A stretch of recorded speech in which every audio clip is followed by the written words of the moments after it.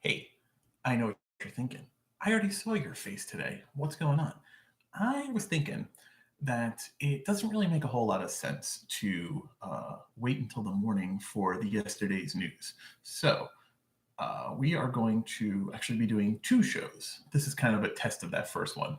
We're still going to be doing the daily download in the morning. That's going to be really more focused on the what to watch feature for your TV viewing for that night. That way you kind of get in, get out, get quick, get what you need, get your ideas, set your picks, set your DVRs, and then be on with your day. Be a little bit shorter than it's been, probably only be like 5-10 minutes. And then the idea is at nighttime, we'll come back to you, hopefully around 11 o'clock at night, and we will be doing the day's events, the news that you need to know. That way you could kind of start your day with us and end your day with us. And, in between, find us on social media at Pop Culture View, at Pop Culture View on Twitter, pop underscore culture underscore review on Instagram, though mostly Twitter is where I live, though I do post on Instagram every day.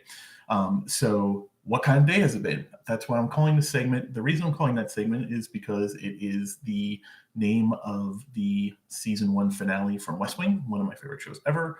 It is a line that Leo McGarry, who was chief of staff to President Bartlett, would say quite often, and I think it kind of greatly sums up the day. What kind of day has it been? Today was a really kind of great day, at least news-wise. A bunch of stuff happened. So here are the top things that you need to know before you hit the hay tonight.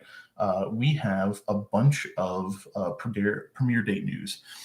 Killing Eve, which Pop Culture Review is a big fan of. We reviewed some of the episodes. The rest, life got in the way, but I will be posting them in the next probably 2 weeks. The rest of the season we'll post recap-wise, maybe 3 weeks. We'll see. So today, BBC America, which airs the show, published a press release announcing that season 2 of Killing Eve will premiere on Sunday, April 7th at 8 o'clock or 8 p.m., 7 p.m. Central Time. Fans of the show, really excited. The press release explained that season 2 is going to pick up right after, seconds after where season 1 ended. You'll remember Eve and Villanelle had that big confrontation where Villanelle was injured and then kind of ninja disappeared herself out of the room, leaving Eve by herself. If you head to popculturereview.com, we published today this information, but we also published the first couple of episode photos. I think there were 4 photos from episode 1 and then 1 photo from episode 2, which have been made available. So we put that up there so you could take a look at that. Definitely head over to Pop Culture Review and take a look. And then you could also read the official synopsis and some other information from the press release. And also if you need the date written down. So Killing Eve season 2 hitting BBC America on April 7th, Sunday, April 7th at 8 o'clock Eastern Standard Time. We also got today that the Punisher season 2 is going to drop on Netflix on January 18th. Now, this is interesting because anyone who's a fan of the Netflix Marvel superhero shows knows that Netflix and or Marvel is quietly dismantling all of those shows. It had began with the cancellation of Iron Fist, and then after its second season, even though by all accounts second season was a big improvement quality-wise over season 1, then Luke Cage was canceled after its second season. And then Daredevil, after dropping season 3, was canceled, which was a big shock because for a lot of people, other than Jessica Jones, Daredevil was a definite big fan favorite. So as of right now, the only shows that haven't officially been canceled are Jessica Jones, Punisher, Jessica Jones, which has a season 3 in the can, has not been announced when it's going to release yet, or they're in post-production.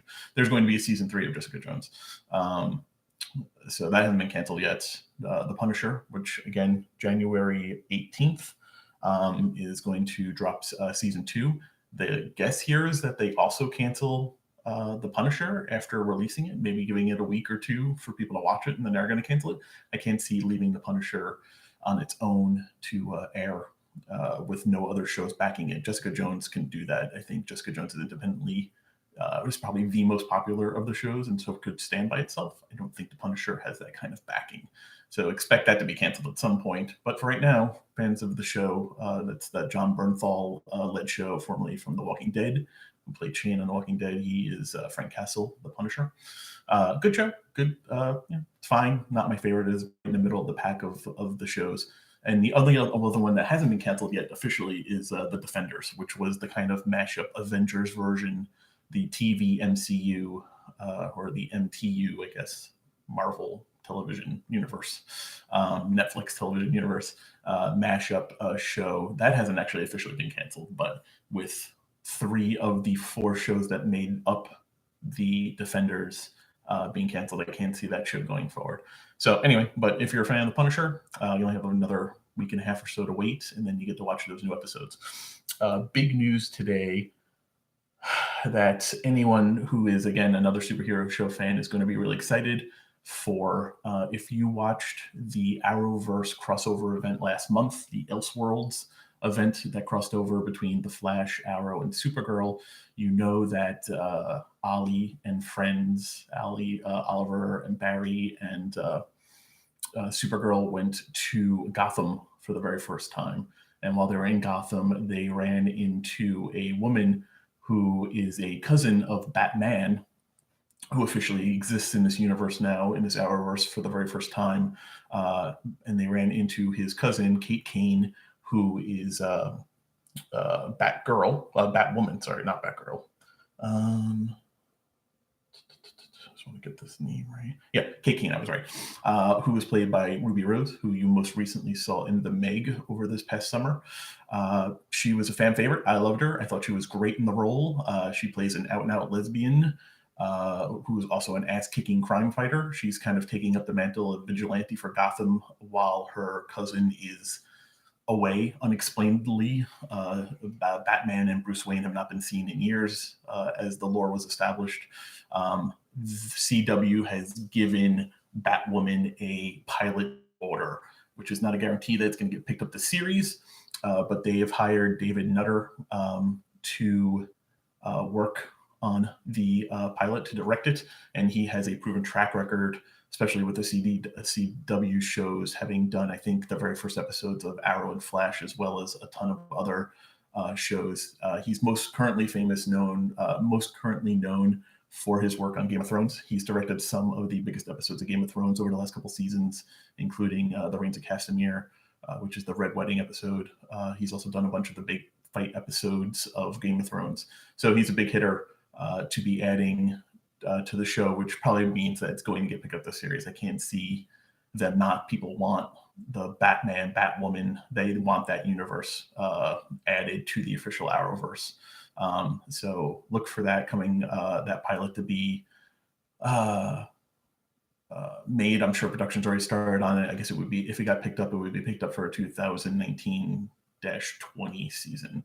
So we may be looking at Ruby Rose-led superhero show next year, which would be great.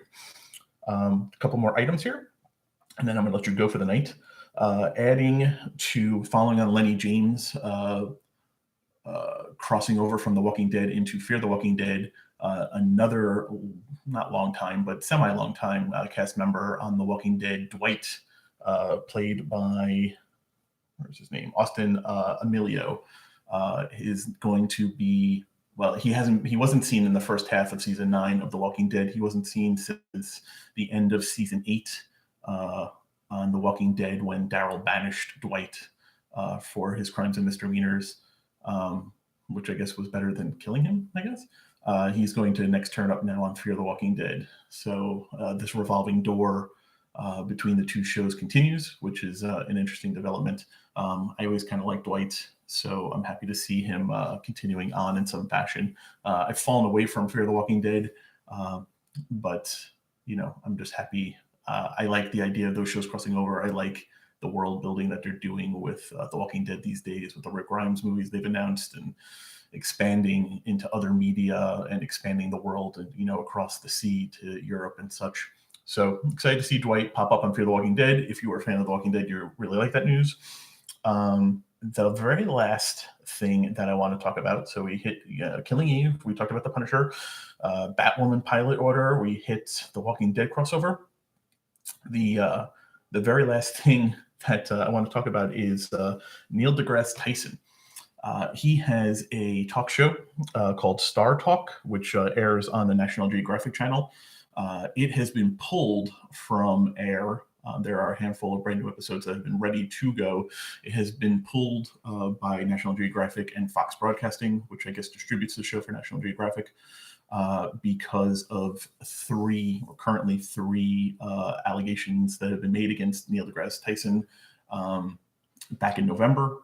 Of sexual misconduct, I guess spanning the allegations span from 1984, which was a rape allegation, up through as recently as 2018.